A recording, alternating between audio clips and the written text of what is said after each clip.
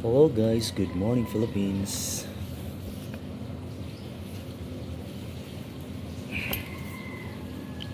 Ngayon magkape muna tayo gamit ang coffee grinder. So, ito yung ginagawa ko paano gagawin yung coffee ko. So, coffee bean.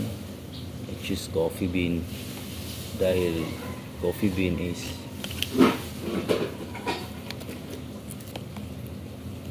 yung coffee bean kasi yung aroma niya is nandyan pa.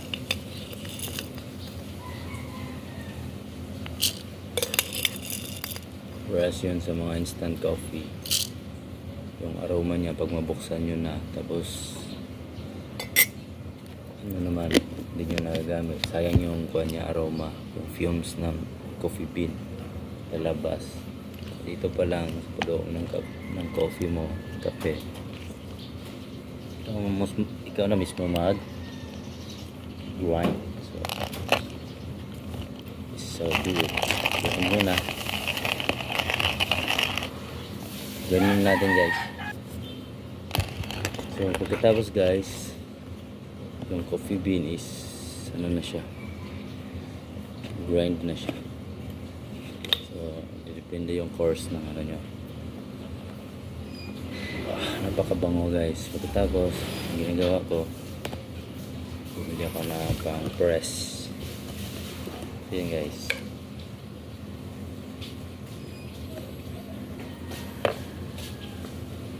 matik na yan. Lagay natin yung grind coffee dito. Tapos ko yan guys, yun yung sukat na sasarapan ako. Automatic, lagyan natin ng mainit na. So ito guys, nalagyan na natin ng mainit na tubig. So umuy pa lang guys. Dito guys, namuy ko, nagising na ako. So pagkatapos na, i-press natin guys, para yung mga residue na bababa.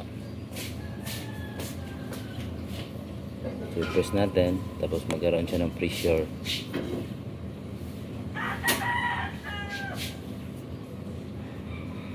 Kita nyo ba guys? Dito natin. So yung mga residue ng coffee bumaba guys.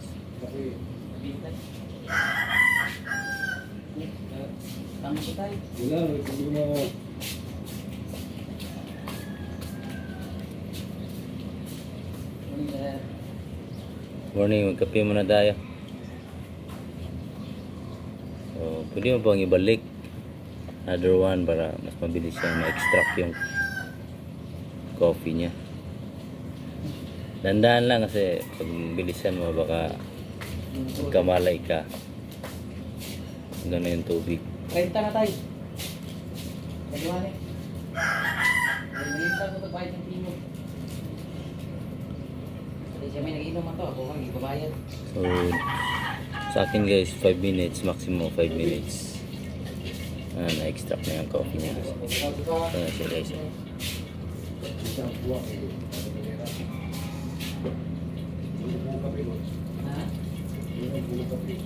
Yung kape na yung mga tropa rito guys, pero yung ginagamit nila instant coffee. Sa akin brewed guys, kasi yung benefits nito is different from the instant coffee. Yung instant is mabilis nga siya, pero not good to your health. After 5 minutes guys, pwede na siya. So ito na. This is my coffee.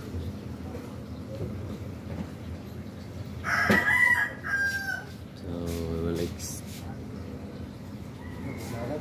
our coffee. Easy. Ang ginagawa ko, pwede naman ito direct mo na sa glass.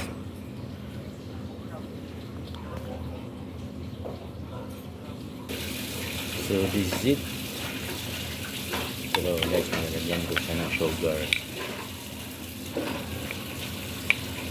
Lagyan ko yung brown sugar na nilagay ko guys. Gusto ko yung brown sugar compared sa white.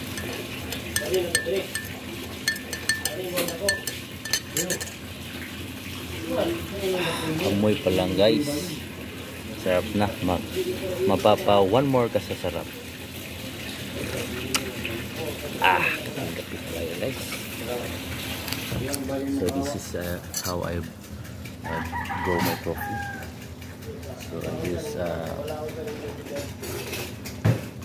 coffee bean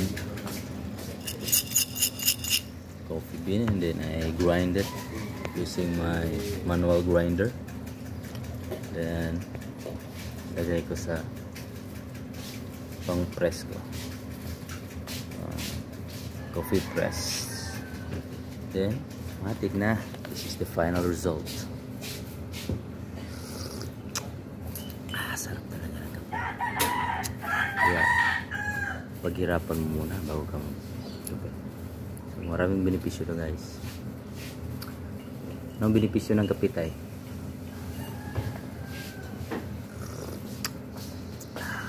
It's an antioxidant. Tapos anti-aging. Uy, bumabata tayo. Bumabata tayo. Maraming salamat sa panonood. Good morning.